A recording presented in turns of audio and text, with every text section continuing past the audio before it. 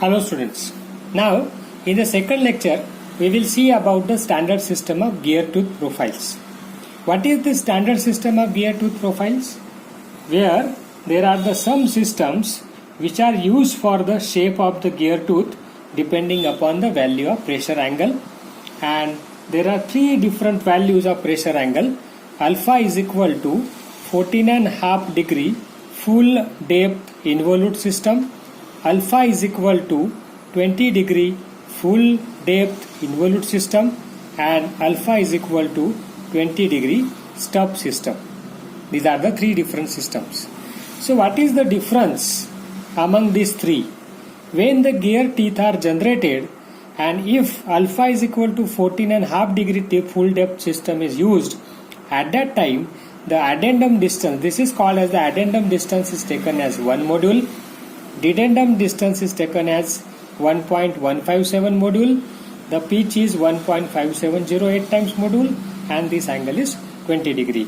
And similarly, if it is alpha is equal to 20 degree full depth involute, at that time the addendum distance is taken as 1 module and dedendum distance is 1.25 module. That is the difference. And in case of stub, the both are this is taken as almost 0.97 module. So this is the way the gear teeth are generated, and you know how to these gear tooth profiles are generated. One is the involute gear teeth profile is used, and second is the cycloidal gear teeth profile is used. And you know very well, in the previous semesters you already studied what is the involute and cycloidal gear tooth profiles and what are the advantages and disadvantages of these two. Now we will try to understand the force analysis of spur gear. So if we will consider a single tooth which is now like this, and on this single tooth this is the direction of normal force. So this is your direction of normal force, and it is acting at an angle of alpha. So we have already seen the case when we have drawn we have seen what is the alpha. At that time, here if you see, these are the two pitch circles. This is the point pitch, and this is the common tangent, and here at base circle one line is drawn like this. Actually it should be go through this. This is we called as a common normal. So along this common normal this force is acting. That is a common normal force is acting, and this angle is alpha, which is made with the common tangent. So here you can see this is the value of normal force. It has two components. One is along the tangential direction is tangential force Ft, and another is along the radial direction is Fr. So here what we can say, Fn is a normal force and it has two components, tangential force and the radial force, and Ft is we called it as a tangential force, and Fr is a radial force. So this radial force is acting along this direction. So here it will act along this direction here, and here this radial force for this will act along this direction. Here it will act along this direction, and the tendency of this radial force is to separate out these two gears, and therefore sometimes this radial force is also called as separating force.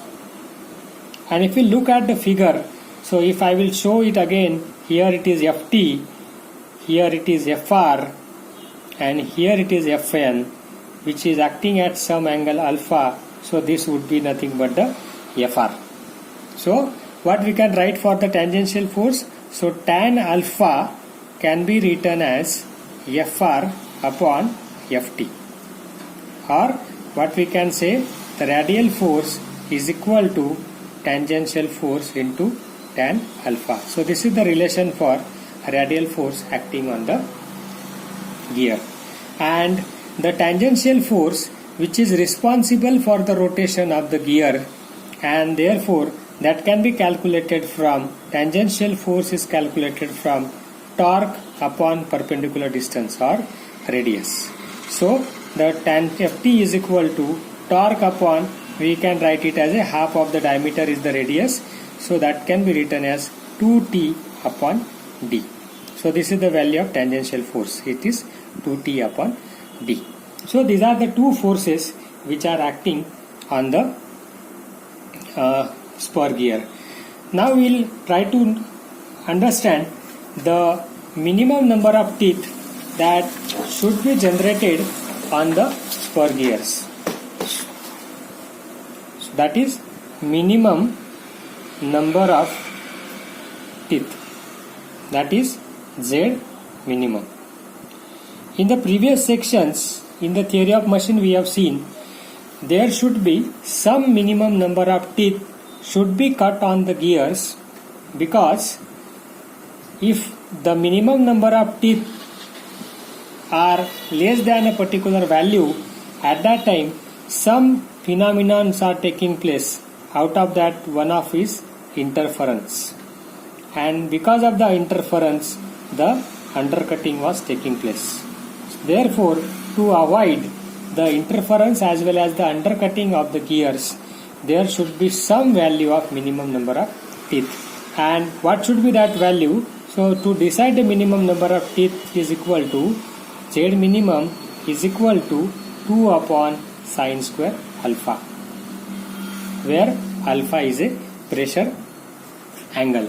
So the practical values of minimum number of teeth, so for the different values of alpha and the minimum values that are theoretically as well as minimum values of number of teeth practically are given as, if it is 14.5 degree full depth involute teeth, then the value of theoretical minimum number of teeth should be 32, and here this value should be 27. If it is 20 degree full depth involute, then it is 17 and it is 14, and if it is 20 degree stub, this is the third system where it should be 11 and 9. So the minimum number of teeth to be cut on the gear should not be have the less than these values. Now when we are generally designing the gears or the gear boxes, at that time the some gear ratio is given to us or transmission ratio is given to us. So if we'll say I is the transmission ratio, I is the transmission ratio that we have seen, which is generally used in case of gear trains, and you have to decide the number of stages. So if it is a two-stage gearbox, if it is a two-stage gearbox or two-stage of design you want to design, at that time the gear ratio of each stage should be the square root of I. So this also you can write as a gear ratio. And if it is a three-stage gearbox, at that time the gear ratio of each stage should be cubic root of this transmission ratio. So these are the some basic things that you should remember, because when you are going to design the gearboxes, at that time you should have to go for through stage, 3-stage, 4-stage gearboxes, and at that time how to decide the gear ratio for particular, that time you should have to use this. Okay. So in the next lecture we will design the gears on the basis of some criteria.